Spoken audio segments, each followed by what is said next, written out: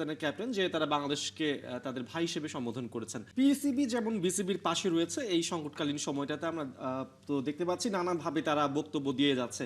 তো গতকালকে সালমান আগা তিনিও বক্তব্য রাখলেন পাকিস্তানের ক্যাপ্টেন যে তারা বাংলাদেশকে তাদের ভাই হিসেবে সম্বোধন করেছেন। সো আলটিমেটলি এই ক্রিকেটীয় কূটনীতিতে সালমান আগার বক্তব্যটা কতটা তাৎপর্যপূর্ণ ভূমিকা রাখছে? না, আমরা আমরা যদি খেয়াল করি যে আপনি পাকিস্তানি ক্রিকেটারদের মুখে বাংলাদেশিদের ভাই বলাটা আসলে নতুন কিছু না।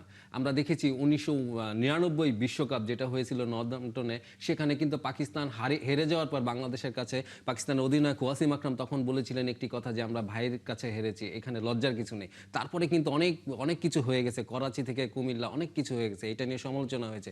আসলে ওই দিক থেকে যতটা ভাই বলা হতো এতদিন ততটা সারা এখান থেকে দিত না। তো এখন অনেক বছর পর সালমান আগার কথা শুনে মনে হচ্ছে যে মেলায় হারিয়ে যাওয়া ভাইকে খুঁজে পেয়েছে। হ্যাঁ, জন্মদাগ দেখে এখন দুইজনকে কোলাকুলি করছে। তো সেই ব্যাপারটি আসলে মনে হয়েছে আমার কাছে যে তারা চাচ্ছে, ভীষণভাবে চাচ্ছে বাংলাদেশকে কিছু রিপ্লাই দেওয়ার জন্য, কিছু একটা দেওয়ার জন্য। এবং আপনি যদি খেয়াল করেন যে সালমান আগা কিন্তু কালকে বলেছে কলম্বোর প্রেস কনফারেন্সে যে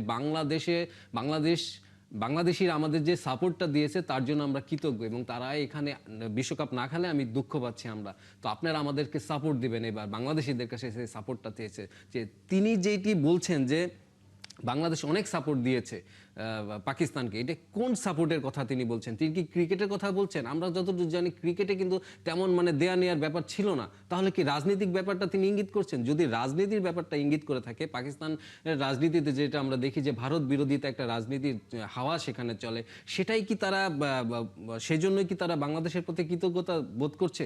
তো সেটা যদি হয়, আমার মনে হয় যে এখনো অনেক খেলা বাকি।